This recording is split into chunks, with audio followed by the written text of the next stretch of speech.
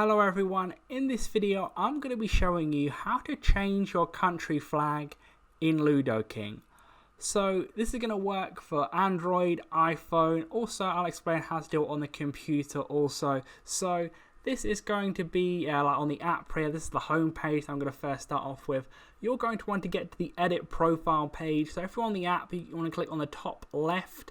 So go on there, and then you're going to want to go to the bottom right there where it says edit profile. Then you will see at the top there, my flag right now is the United Kingdom. You can click on the little drop down menu there. You can scroll down and then click on whatever flag you want to have. So I'm going to go right to the bottom there, then pick Zambia, just for this example. And then you want to go ahead and click continue. Make sure you do that, otherwise it will not save. And then once you've done it, you can check this work by clicking the top left again. You'll be able to see it's changed to that flag there that you've changed it to. So leave a like on the video if you're going to go out and do this. Subscribe for more videos like this. Click on the screen to see my how-to videos on the Ludo King game. But that's it for now. I'll see you in the next video.